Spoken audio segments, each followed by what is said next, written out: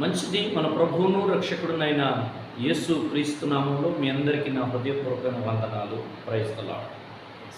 ఈవేళ ఒక చిన్న మాటను మనం అందరం కలిసి ధ్యానించుకుందాము. ప్రతి ఒక్కరి గుండెల్లో, ప్రతి ఒక్కరి యొక్క జీవన విధానంలో ఒక తలంపు కలిగి ఉంటారు అందరూ. అదేంటిదంటే, నేను చేయాలి, నేనే చేయాలి అని కోరుకుంటూ ఉంటారు. ఆ నేనే చేయాలి అనుకుంటారు.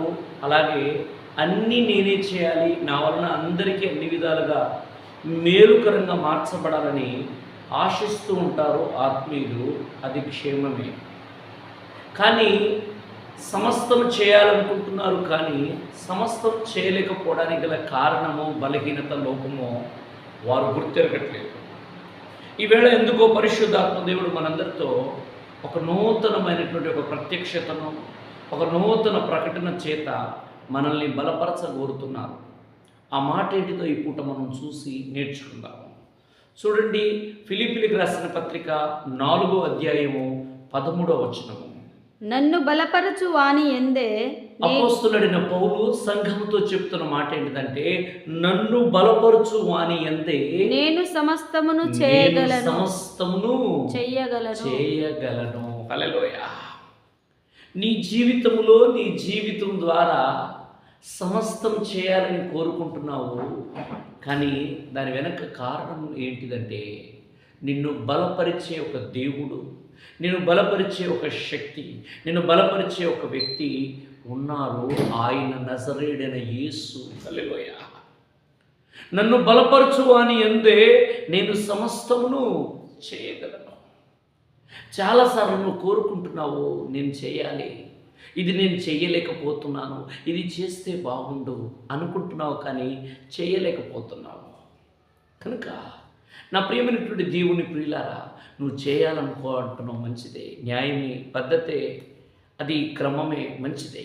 కానీ నిన్ను బలపరిచే ఒక వ్యక్తి ఉన్నారు, నిన్ను బలపరిచే దేవుడు ఉన్నాడు.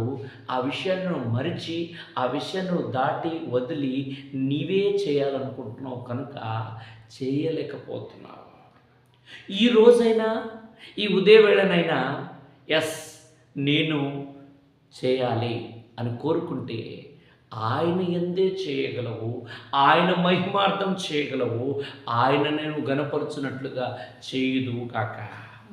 కనుక నా ప్రియమైనటువంటి దేవుని ప్రియులారా, ఈ ఉదయవేళ ప్రభువు మాట్లాడుతున్న మంచి మాట ఏంటిదంటే, నీతోనే నన్ను బలపరచు వాని యందు, అంటే ఆయనలో, ఆయన ద్వారా, ఆయన చేత, ఆయన కొరకు నువ్వు సమస్తం చేయడానికి పూనుకోగలిగితే ఈ శుభవేళ నా ప్రభు చేయించగలడు.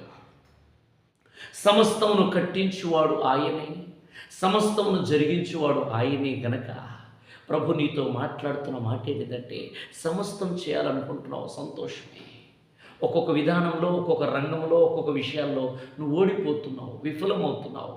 దానికి గల కారణం ఏంటిదంటే, నిన్ను బలపరిచే దేవుణ్ణి ఆశ్రయించకపోవడము, నిన్ను బలపరిచే దేవుని మీద ఆధారపడి ఉండకపోవడము, నిన్ను బలపరిచే దేవుని మీద నువ్వు ఆనుకొనక నీకున్న బలము, శక్తి, తెలివి, జ్ఞానము, అనుభవం, లోకము నీకు ముందు ఉన్నటువంటి వాటిని బట్టి చేస్తున్నందుకు ఈరోజు నీ జీవితంలో ఏ కార్యం జరగట్లేదేమో.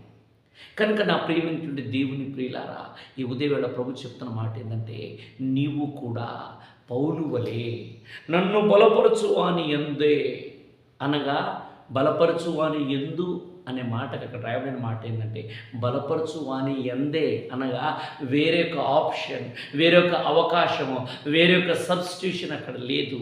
ఇక బలపరిచేది ఆయనే, బలవంతుడైన దేవుడు. కనుక నా ప్రియమైనటువంటి దేవుని ప్రియులారా, ఈ వేళ నుంచి, ఈ రోజు నుంచి నువ్వు ఒక తీర్మానంతో ప్రారంభించాలి. ఏంటిదంటే, నేను సమస్తం చేయాలనుకుంటున్నాను, ప్రార్థన చేస్తున్నాను, ఆలోచన కలిగి ఉన్నాను, ఆశపడుతున్నాను, కానీ సమస్తం చేయలేకపోతున్నాను. కనీసం సమస్తం చేయకపోయినా ఏదో ఒకటైనా చేయాలనుకుంటున్నావు. ఎందుకు ఓడిపోతున్నావో తెలుసా? నీవు నిన్ను బలపరిచే దేవుని యందు బలాన్ని తెచ్చుకోవాలి, బలవంతుడుగా మార్చబడాలి. మన పితరులు నానాటికి వారు బలాభివృద్ధిని పొందారు. కనుక నువ్వు బలవంతుడైన దేవుణ్ణి ఆరాధిస్తూ బలహీనంగా ఉన్నావా? బలవంతుడైన దేవుణ్ణి నువ్వు ఘనపరుస్తూ నీ జీవితంలో బలము లేని కార్యాలు చేస్తున్నావా? దేవుడు దేవుడు దేవుణ్ణి ఎరిగిన వారు బలమైన గొప్ప కార్యాలు చేస్తారని వాక్యం సెలవిస్తుంది. నీ ద్వారా గొప్ప కార్యాలు చూడాలని, నీ ద్వారా గొప్ప కార్యాలు చేయాలని ప్రభు అంటారు. ఆ యొక్క కానాను విందు ద్వారా జరిగిన సూచక్రియను బట్టి అంటారు, వీటికంటే గొప్ప కార్యాలు మీరు చూతురుగాక.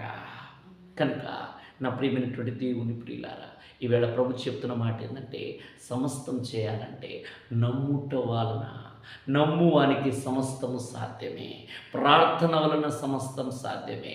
కనుక ఈ సమస్త క్రియలు చేయాలి, సమస్తాన్ని సాధించాలంటే నువ్వు చేయవలసిన పని ఏంటి తెలుసా? నీవు నమ్మాలి, నీవు ప్రార్థించాలి, నువ్వు దేవుని మీద ఆధారపడగలిగితే నీ జీవితంలో నూతన కార్యాలు నా ప్రభు చేయునుగాక.